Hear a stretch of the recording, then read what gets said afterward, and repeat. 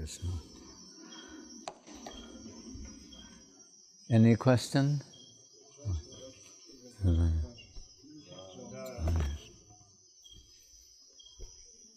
From anybody here? Or? Yes, here. Huh? I got some questions. Oh. And the first one is asking about spiritual love. Can any love based on self-sacrifice be called spiritual love? Can it be found between two living beings, or it is just in the relationship with the Lord?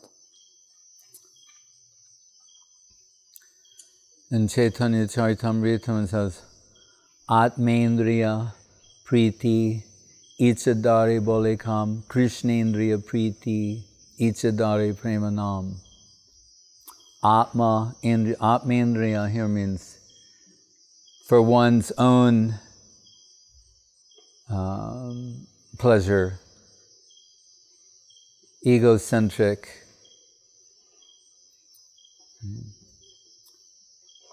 That comes under the heading of Kam. Let's say elsewhere, Kam, Andatama, Prem, Nirmala Bhaskar. Kam is dense darkness, Prem, in Guru Maharaj's words, dense light. Prem, Nirmala, like pure sunshine. So, Srila Guru Maharaj once said, when I used to preach, because in his younger days of the Gaudiya Math, traveling around and preaching, he had this expression that I believe is coined by him, what he called extended selfishness. And by that, we have some general understanding of what selfishness is. And interestingly, Ayn Rand, she's very popular in the Western world, in America. It's a manufactured name. Actually, she's a lady from Petersburg. It's a hardcore materialistic philosopher. But she's very influential in modern day American political thinking. Particularly people, well, let's not brand it too much. Anyway, and she has a famous book. I'm not going to give her any free publicity by giving out the title or anything. Anyway, people know. But an atheist, one of the leading atheists of the 20th century, Christopher Hitchens, they asked him what he thought about her book and its conclusions, because in her book, or what her basic philosophy is that you shouldn't do anything unless it's purely self-interest. You shouldn't do anything for anybody at any time unless you're going to benefit from that. She's saying that's how you should calculate everything.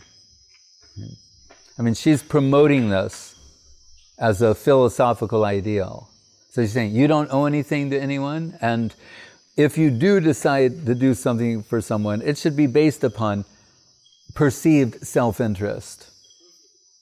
So, the person I mentioned, Christopher Hitchens, arguably one of the most famous atheists of and interesting, eloquent advocates of atheism, he said, do we really need a book to teach us to be more selfish than we already are? Like, it was too much for him. So, Guru Maharaj introduced this concept of extended selfishness. Which means, so beyond myself, my family, my community, my, province, my country, my continent, my planet. So he called it extended selfishness. It appears to be noble. Right? So when you mention this between two people in this world, the clearest parallel there is, if this world's a perverted reflection of the original. The clearest parallel in terms of self-sacrifice, at the basis of love should be self-sacrifice, not self-gratification through consumption, but rather self-sacrifice, dedication. The clearest parallel we have is a mother's love for a child. And we'll choose to emphasize the female parent here, the mother.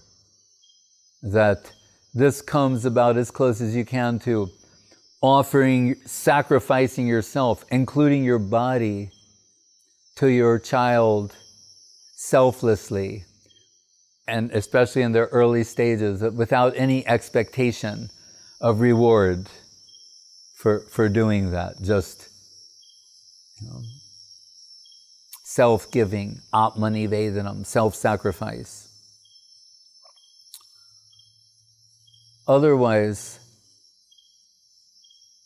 again, Srila Guru Maharaj will point out, that like criminals, they have some code of ethics and some idea about sacrifice for their group, protecting their group, what they're willing to do to enable their group to continue its activities. You can find these things in so many different places. So, if we return to the concept that sincerity means in relation to the truth, appreciation for the truth, then self-sacrifice will also have some connection with the truth. And by that, we don't mean relative truth. We mean the absolute truth. Guru Maharaj spoke of the Kamrup Bhaktas, at which he renders as the suicide squad.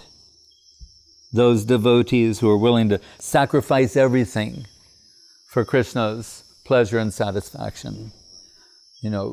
Personified in the self-sacrifice of Srimati Radharani and Braja Gopis. But someone could casually, carelessly examine these things and say, well, what about in the modern world? We have the suicide bomber. Right? Aren't they? They're making the ultimate sacrifice for a cause, for their family, their community, even their Lord. And how would one respond to that? Well, we would, consult Bhagavad Gita. What is it? Yo-yo, tanum shraddhayarchitam ihate. Tanum, no, that's it. Anyway.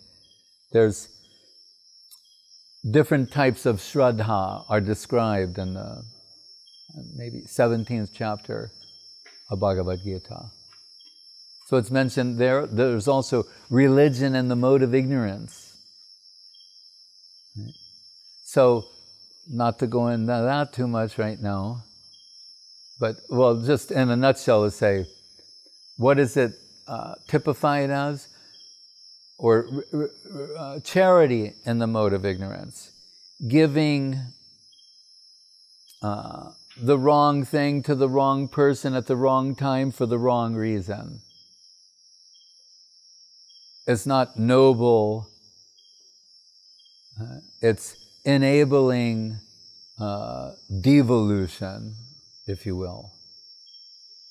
So, if there are parallels like that for giving in charity, religious performance, theistic concepts, then when it comes to love, the same thing can be applied.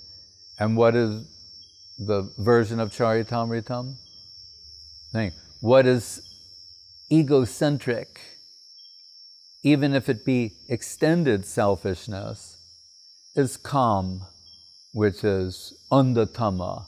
It's dense darkness, it's ignorance. It should not be really glorified with the word love. And we know particularly in the age in which we live in, Kali Yuga, relatively early stages of Kali Yuga, where you have, I don't even know what the latest statistics are on divorce, but it's running above 50%. You know, as time goes on, that percentage becomes higher and higher and higher, and it's almost factored in, like in the legal language of the American marriage contract. They have something called a prenuptial agreement. Thank you.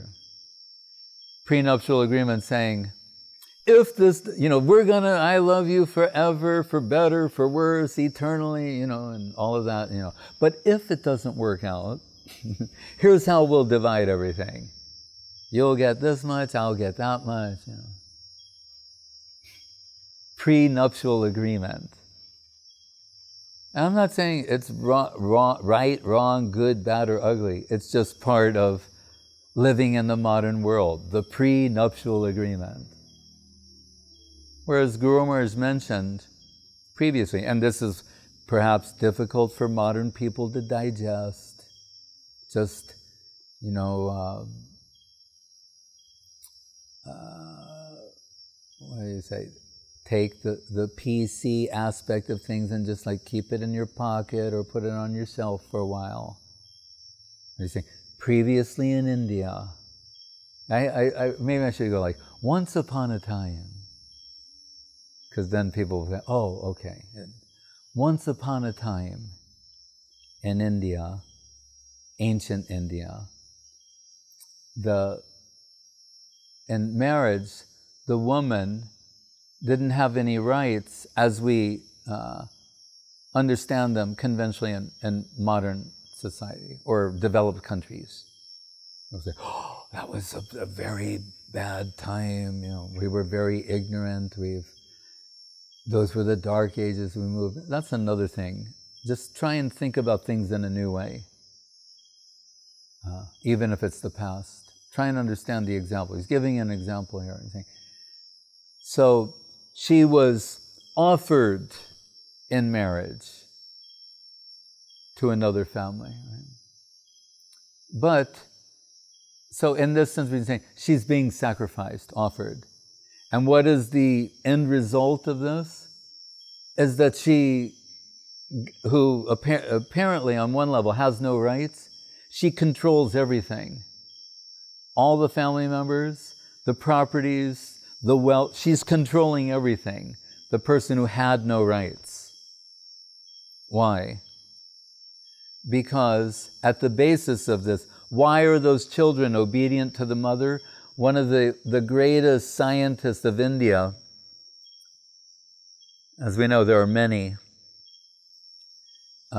he was always being invited to go to England for conventions, academic conventions. You know, they wanted him to deliver lectures or interact with other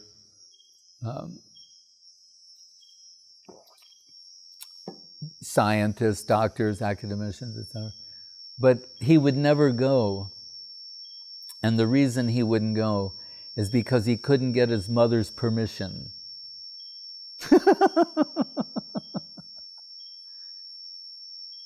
Think about it. He's a grown man. Maybe he's 50. He's saying like, I can't go. Why? My mom doesn't want me to go. Like, and he's not going, I really want to go, but not like anything. My mother hasn't given her permission, so I accept that. Right? She's controlling everything. So, and so the obedience is not compulsory, it's not written into law. It's not in a law book where you can go to a lawyer and say, oh, see right here, it clearly says that the son or daughter up to this age has to obey the parents. He is 50, let's say, or in his 50s.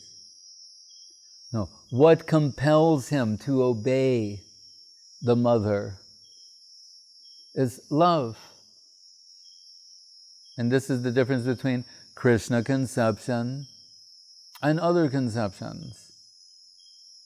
Other theistic systems where people are worried about things like the God figure is someone who may say things like, obey me lest I smite thee from the face of the earth. So the obedience is compulsory, otherwise, or one is intimidated into being obedient, fearing punishment, right, for non-compliance. That's not Krishna conception. Bhajaniya sarvashad guna vishishta. Krishna conception proper, Jiva Goswami said, is in consideration or being absorbed in Krishna's beauty, charm, sweetness, the irresistible, inconceivable beauty, charm, and sweetness of Krishna, one feels compelled to offer themselves in service to him.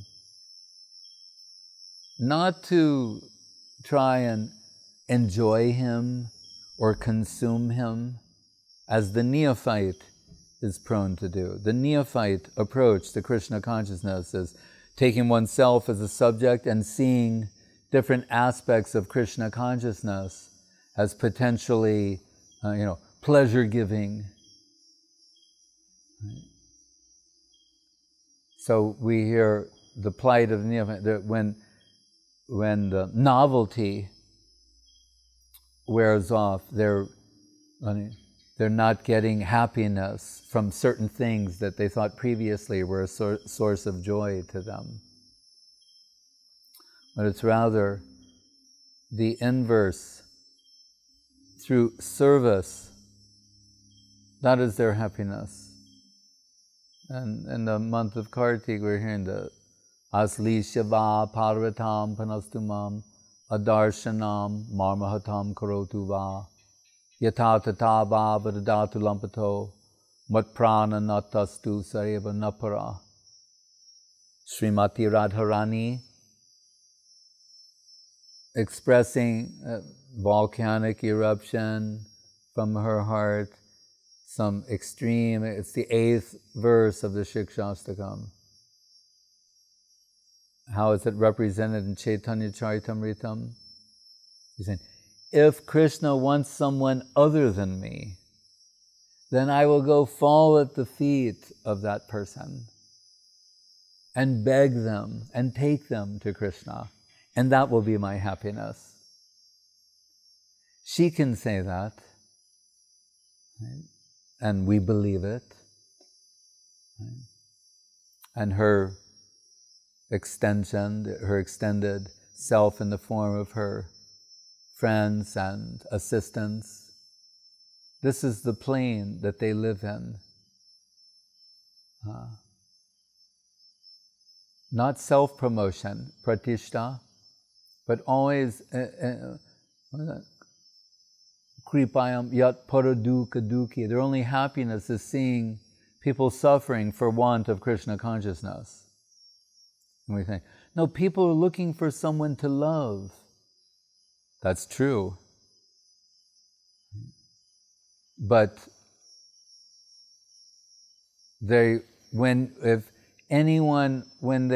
you interview them about who they're looking to love, on a theoretical level, or matchmaker.com, or some such kind of thing, they put ideal criteria.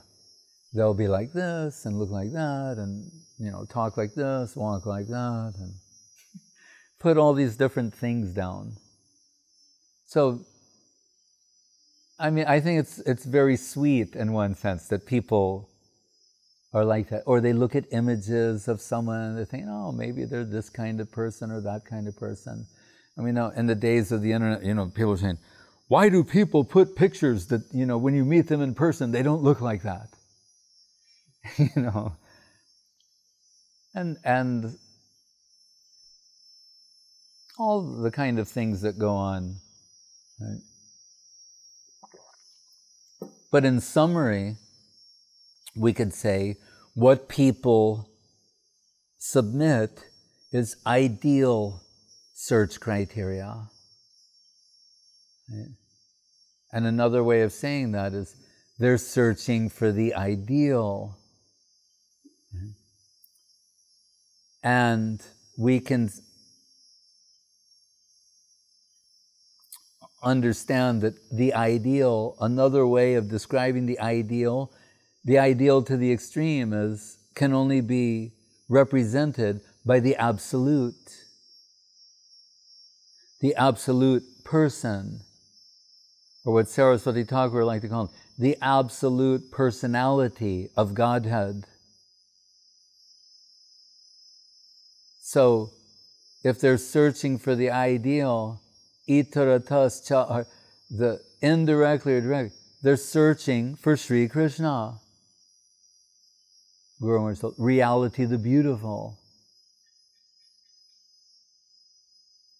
So, they may not think of it that way. We may not even think of it that way at times. But really, that's what is at play. So, the word love needs to be defined. When we were, Mahayogi Maharaj knows us, when we were preparing Golden Volcano of Divine Love, Guru Maharaj would riff on these concepts in different ways. And one of the things he would say is, what he said, Golden Volcano, divine lava. Is lava love? he would say that. And he kept saying that. Golden Volcano, divine lava. Is lava love? And so I thought, I've got to find out. He keeps asking me if there's any connection between the word lava and love. So this is before the internet. Long ago in another universe when there was no internet. People go, really? Wow. The last century, a century ago. And there were libraries with books. Actually, in Shenzhen, there's that giant library where we got Anuradha, she came, anyway. Remember, it was what is it called? OED, the Oxford English Dictionary.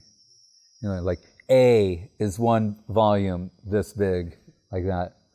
And they give you a magnifying glass when you buy the set, this little rectangular, and because the type is very small, and it's 2 columns.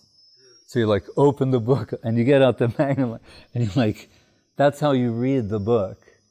Right? So A is like that, B, you can understand the English word, A is a big one, B, some are a little smaller, but then L.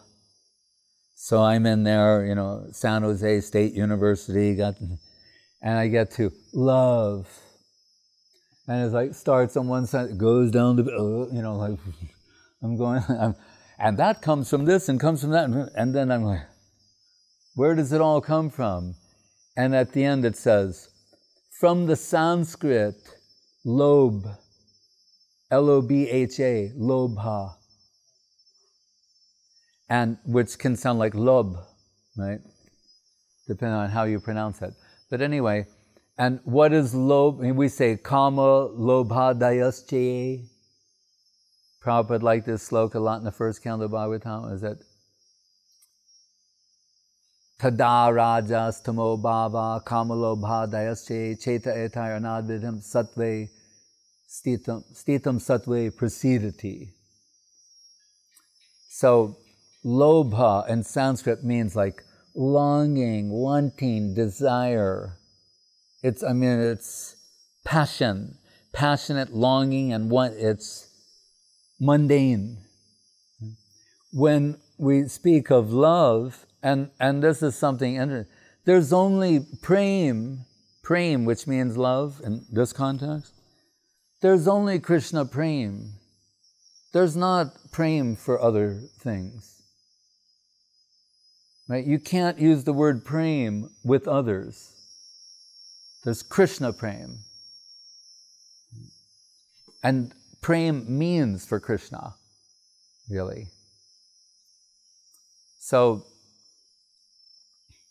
and why? If we're going to say this is based upon sacrifice, self-sacrifice, and offering oneself to another, right, which should be the basis of love, not meeting someone who we'd like to consume, right, for our enjoyment, or enlist as a servitor. I always say, like, dogs are looking for a master, cats are looking for a servant. That's not in a book anywhere, it's just me. You know? But it appears to be that way. But anyway, so, but you could say the dog wants to be looking for a master for their own benefit too. They know they will benefit having a master. But this point of really what we should be redirected toward is whom we shall offer ourselves to. Now, we can say we may meet some very demanding people in this world, male or female, but there could be a certain point where a thoughtful person might think the level of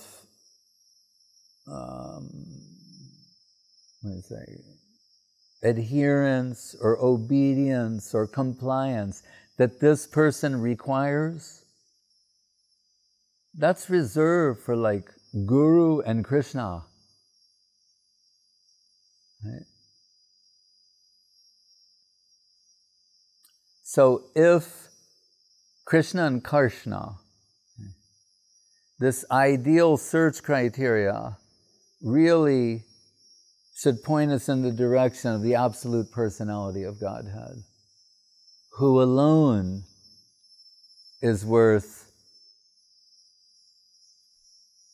offering ourselves to, sacrificing ourselves to. We undergo so much inconvenience in this world in terms of mundane relationships, or relationships, loving relationships. We're reminded of the words of Gaur Kishore Das Babaji Maharaj, who said that sometimes, now we can say a husband, it wouldn't have to only be a husband, it could be a wife too, but anything, tolerating so much demands and insult from the family, abuse, day after day, year after year, decade after decade, but staying and being beautiful and continuing on. He said, but within the association of devotees, one devotee says one wrong thing to you, and we're ready, we're leaving, we're ready to go, we can't tell, it's intolerable. And to add to that, that you could leave that situation and enter another situation where you're in an endless cycle of abuse from your loved ones.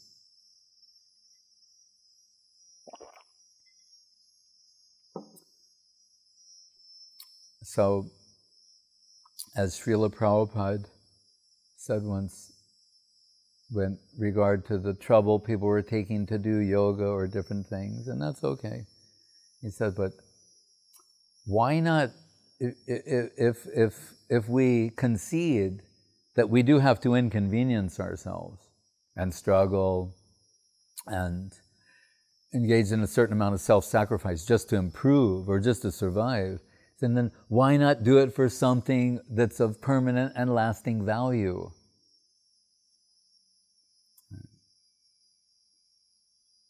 What does it say in the Gita? Neha bikramanashosti pratyavayona vidite swalpamapyasya dharmasya trayate mahato bayat. A little bit of Krishna consciousness goes a long way. Narada saying the same thing to Vyas.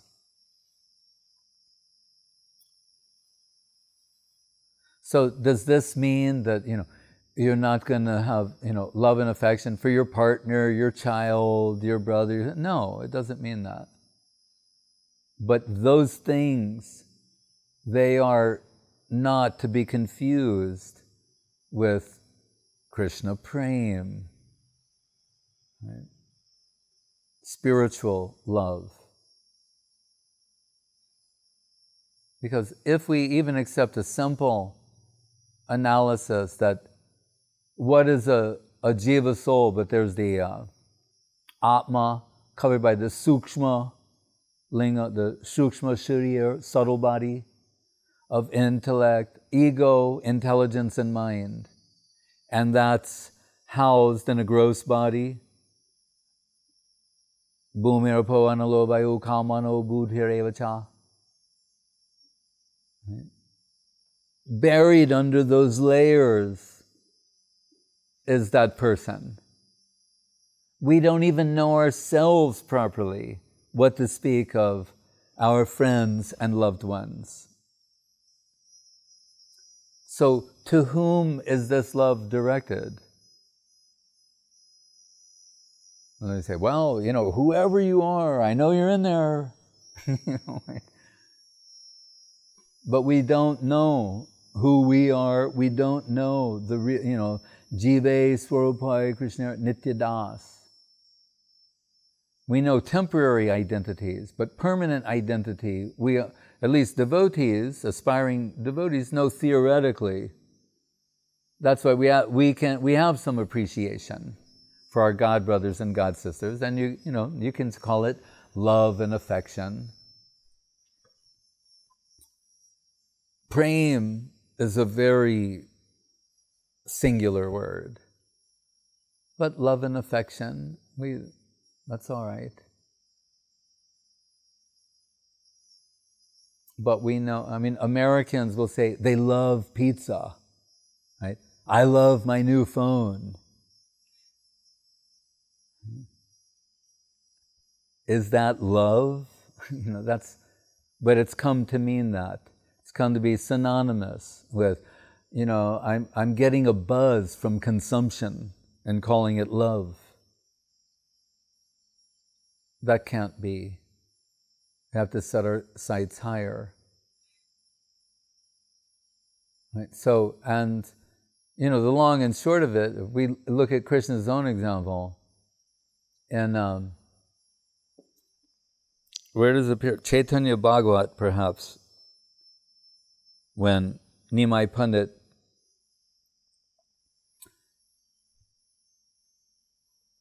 manifests Varaha Bhav, takes the position of Varahadev in the house of Murari Gupta, says some disparaging words about Prakashananda Saraswati, that by his Mayavadi philosophy, he's dismembering the personality of Godhead. He has no eyes, no ears, no face, no this, no. It's very abusive and insulting. But at one point he also mentions Narak Asura, who's considered to be the offspring of the earth and Varahadev, or the Lord's son, and he killed him, showing that he's impartial, that he's partial to the devotees, and this is the opposite of like Bhakta Vatsala. He's saying, but like, he offended devotees. What did he do? His own son. It's almost biblical.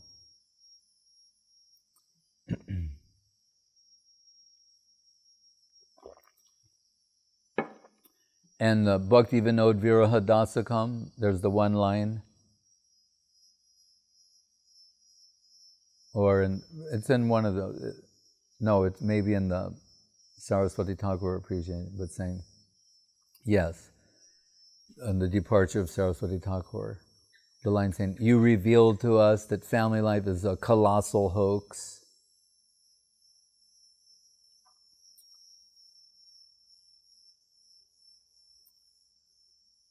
So the so-called love of this world really is self-interest, selfishness, extended selfishness. But that doesn't mean we shouldn't be polite with family members and tell your mom you love her. But there was a cartoon in the New Yorker magazine. This couple, they've been married for like 30, 40 years, and the man's reading the newspaper, and his wife has asked him a question, and the caption is him answering your question, and it says, "What do you mean by love?" All right, I'll try. What it means is her question was, like, "George, do you love me?" So they've been married so long, he goes, "What do you mean by love?" Describe it in a way that I can agree. If you're talking about to that time when we first met and romantic love, well, I guess it's not like that anymore, is it? That's what it means, the colossal hoax. All this hoaxing, saying this, that, and the other thing. There's no real lasting substance there.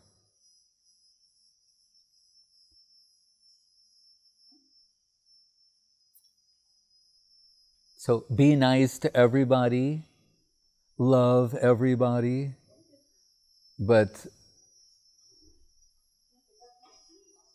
das kori beton mori deho premadan. Try to serve and go towards the Krishna. We want Krishna Prem plane. That's where our Guru Varga lives. That's where Radha, that's where they are. In the Premic world. Gurudev gave that name, Bhakti Premic Siddhanti Maharaj. That's what we're interested in. Because, in other words, it's a thing like, gee, we're so negative. Or, actually not. We're just saying, what generally goes by the name of love in this world? No thanks. They're not giving up on love, or rather staying focused on it. It's got to be more than that. Than what's going on in this world in the name. It has to be more than that. Don't degrade it to this type of familial, bodily connection. Prabhupada would sometimes just spell it out, the naked truth. He's saying, there are so many women in this world. Same thing, so many men in this world. He goes, but because I have bodily connection with one, she is my wife. This person. It could be anybody. We now that. It could be anybody. People say, I'm looking for my soulmate. It could be anybody. Because all you're doing is projecting your criteria upon another person to begin with. And generally, when that is revealed in time to not be true, then we head towards disagreement and dissolution.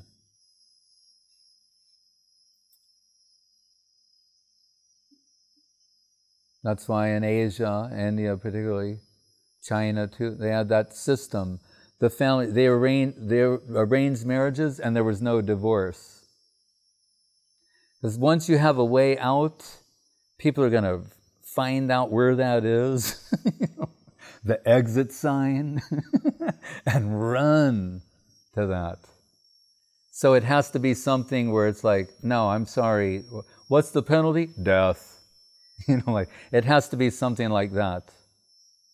That's the only way you can keep people together. Threat They have to be threatened.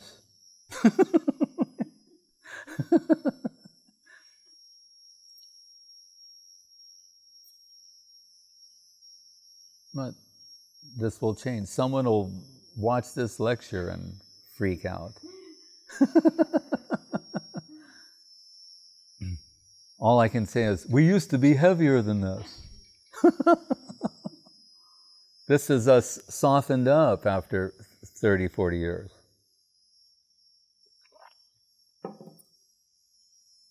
Yes. Might discuss some details of what you said. Like I Maybe. I written maybe from Schopenhauer that in the case of Romeo and Julieta, it was not just sexual attraction, because In the case of who? Romeo and Julieta. Oh, Romeo and Juliet. It was not just ordinary sexual attraction, because they prefer to die. Yeah. And Schopenhauer wrote that if they would follow social order, they will become predators of his feelings, etc. They would become predators? Predators, yeah. I didn't... predators of? Predators, okay. Of his feelings, of feelings. This love, yes. Uh-huh. And sometimes we use these examples, like Nightingale and the Rose, etc. Yeah. So is it something applicable in this? Yeah, well, we could, if we take that, then we'll say, like, and throw a little Hegel in, die to live. So, and this, now you're approaching, and remember, Romeo and Juliet are archetypal figures in literature. Right? So, you will hear Radharani and Brajagopis, but also Nanda Maharaj, and they will say, if I had any real love for Krishna, how could I tolerate his separation? I would have to die. So that I'm alive proves that I don't have real love. That's a higher standard. So those, Romeo and Juliet, and then there's some others in literature, and some legends of where Guru Maharaj even mentioned Jonestown. Do you remember that? Have you heard of that? The cult group in, where is it, Latin America, Guyana, right? Where they, I mean, it's a horrible thing that happened, but they all like committed collective suicide. But Guru Maharaj, just talking about it theoretically, once he said, they thought, we can't live in this world without our faith, and that kind. He like tried to silver line it, you could say, but to reduce it to a principle.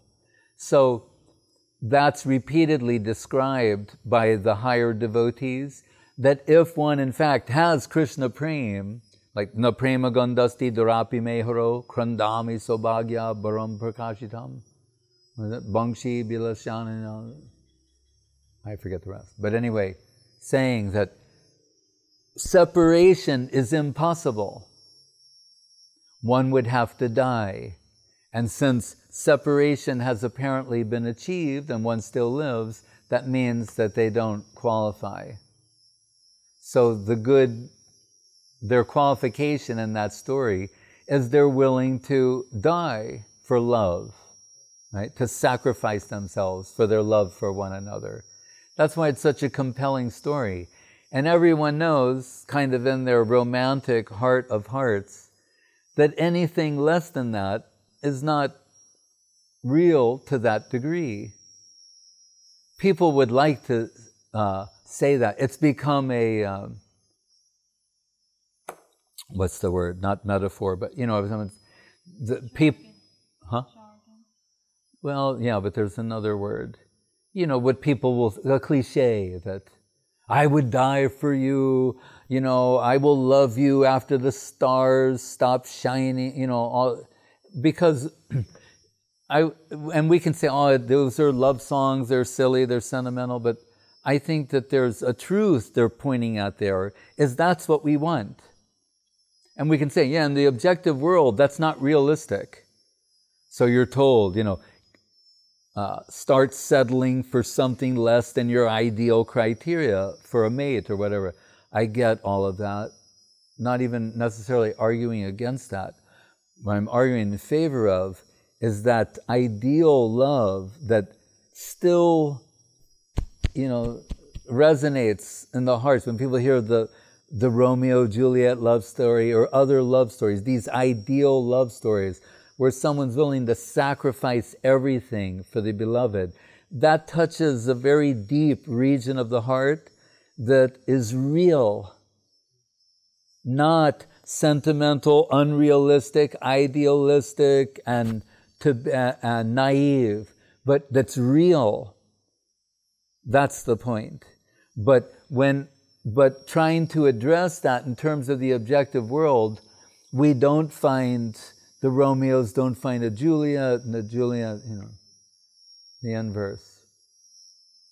Like I used to say sometimes in Russia, that the Romeo turns out to be Rasputin, and Juliet turns out to be Madame Broshkina. So, but just because there are these, semblances, or what's the word, for the artificial thing that's not the real thing. What's the word?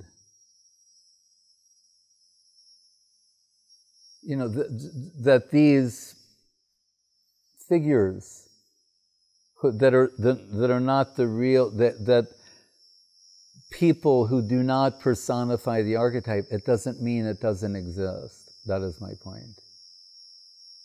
And that's at the basis of the theistic pursuit.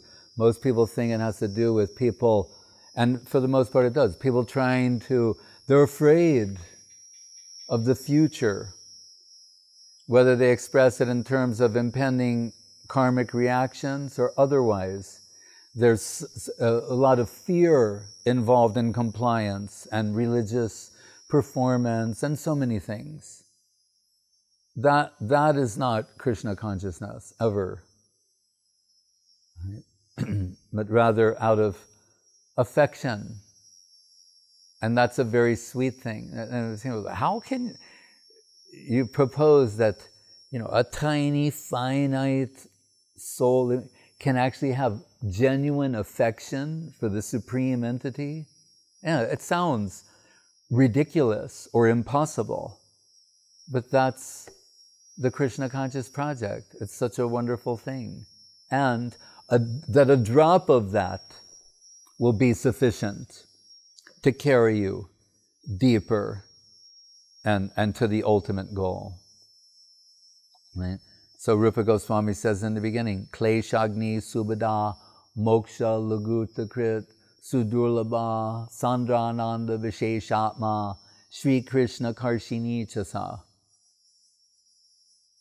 Inconceivably beautiful, irresistible, all attractive Krishna is irresistibly drawn in attraction to the love and affection in the heart of a finite being.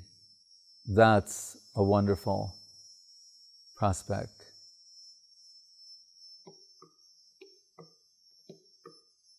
And who is he? What does it say? Yanmarti lila payakam smayoga maya balam darsataya grihitam vishmapanam swasha chasobagarde paramparam bhushana bhushanangam. Bhushana bhushana, the ornament's ornament is Krishna.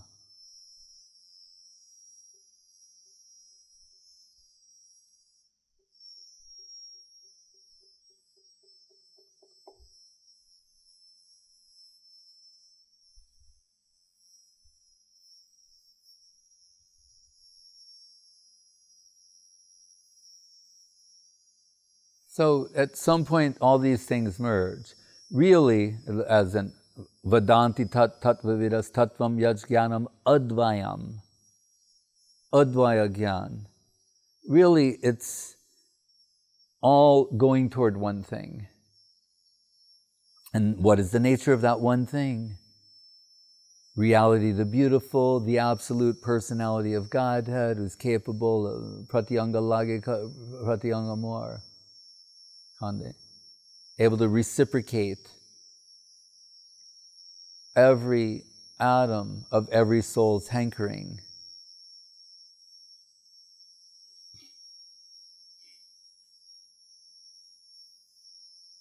The absolute cannot be any less than that.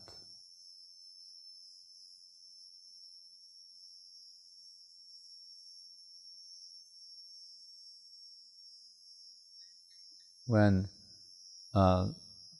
Narada visits Dwaraka, at the point where there are 16,108 different palaces, there's one Krishna who's present in all of those places. That's what he finds astonishing. See, there's the idea of Krishna can expand, a yogi can expand himself, 8 times. Some others more, who is it, Sobari Rishi, there's some different levels. But what he's pointing out, he's not seeing that Krishna has expanded himself so many times. He's seeing that one Krishna is interacting simultaneously in 16,108 different palaces with 16,108 queens. That's what he finds astonishing. There's one Krishna at the Rasa dance. But everyone, he said, well, how does he do that? How can he not do it? What are we thinking of when we think of divinity or the infinite and start trying to force fit him within the context of some mental or intellectual projection, the parameters of mental and intellectual projection? By doing that, we're just stunting our own conceptual, ontological growth. Let Krishna reveal himself, as he does, Amnaya Prahatatvam, in the Srimad Bhagavatam, Chaitanya Charitamritam, and elsewhere, and through the great Acharya's commentaries.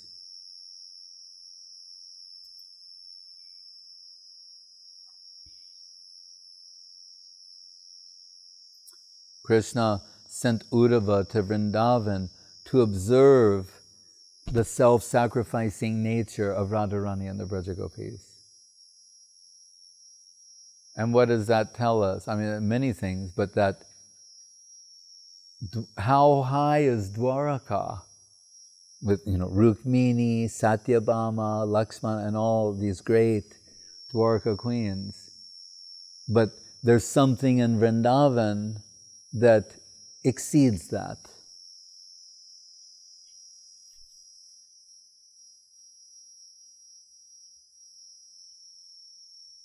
That far exceeds that. The Bhagavatam uses more than a few times this expression, Rudha Bhav, which Vishwanath renders as Mahabhav. He wanted him to see this. An inconceivable level of divine, of Krishna Prem, 7th level of Krishna Prem. How these girls personified that to the extreme. And in particular, Srimati Radharani, as expressed in Brahmar Gita. That's what brought Uddhava to his knees. Bande Nanda Brajastrinam Padarenum Abhikshnasa Yasam Harikato Gitam Punati Bhuvanatrayam. Actually, he was begging for them to put their lotus feet on his head. They would never do that. Vishwanath says, Uddhava says, not in a million years would they do that. So he changed. He thought, that's not going to happen. So, the Asamaho Charanareno song. If I Braj Lato Sadinam, if I become a blade of grass or a creeper, and the soil of Vrindavan, then I'll get some of the dust from their lotus feet. This is Uddhava, who Krishna says is as good as me, better than me. Not Uddhava. That's why he's selected to make these observations and the subsequent pronouncements.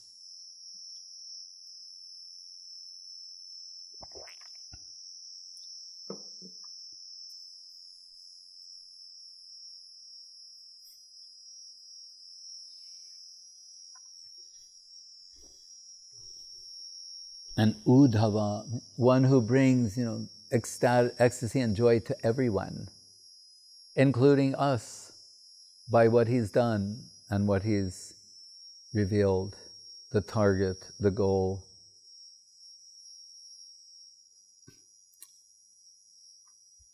And Mahaprabhu's pastimes, Paramananda Puri,